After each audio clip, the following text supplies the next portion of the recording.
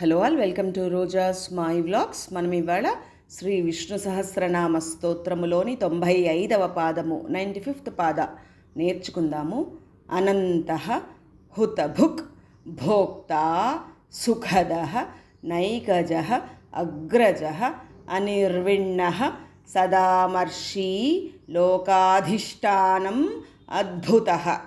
అనంతః అంతమంటే ఒక పరిమితి, లిమిట్. అనంతం అంటే పరిమితి ఉండదన్నమాట, లిమిట్లెస్. విష్ణువు అంతము లేనివాడు, పరిమితి లేనివాడు, శాశ్వతుడు, సర్వంతర్యామి, కాలాతీతుడు కదా విష్ణువు. ఆయన దేశ కాలాది పరిమితుల చేత కట్టుబడనివాడు లేదా ఆదిశేషు రూపుడు కాబట్టి అనంతః అని అంటారు. హుతభుక్ హుతములను భక్షించువాడు. హుతము అంటే ఏంటి? హవిస్సు.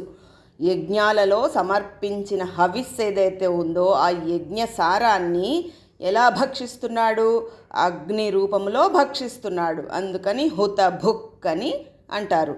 భోక్త భుజించువాడు, అచేతనమైన ప్రకృతిని భుజించువాడు లేదా జగతిని రక్షించువాడు. సుఖదః సుఖాన్నిచ్చువాడు. ఎవరికి ఎటువంటి సుఖాలను ఇస్తున్నాడు? భక్తులకు ఇహలోకంలో అన్ని రకాల సుఖాలను ఇస్తాడు. చిట్ట చివరకు మోక్షాన్ని కూడా ప్రసాదిస్తాడు. మోక్షము అన్నిటికన్నా పెద్ద సుఖము. ఎందుకు?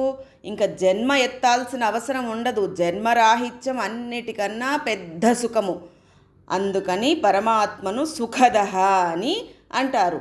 నైకజః ధర్మరక్షణార్థము కోసము పదే పదే అవతరించువాడు కాబట్టి నైకజః అని అంటారు.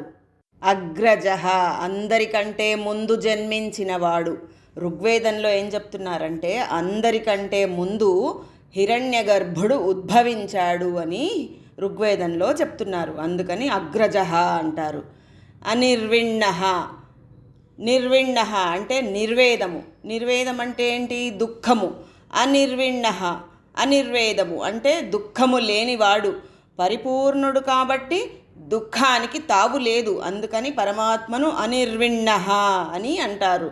సదామర్షి సజ్జనుల అపరాధాలను క్షమించువాడు. లోకాధిష్టానం లోకాలకు ఆధారమై ఉన్నవాడు. అద్భుతః ఆశ్చర్యస్వరూపుడు, చాలా అద్భుతమైన స్వరూపుడు. విష్ణువు మహదాశ్చర్యమైన రూపముతో, గుణముతో, శౌర్య ప్రతాపాలతో ఉంటాడు.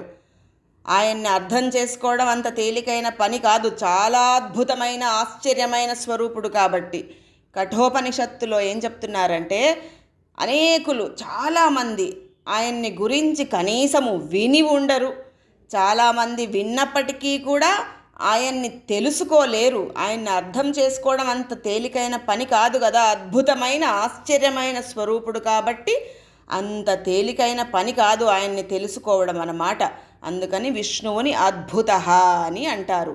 పాదం మొత్తము చదువుదాము. అనంతో హుతభుక్ భోక్తా సుఖదో నైకజోగ్రజః అనిర్విణ్ణః సదామర్షి లోకాధిష్టానమద్భుతః.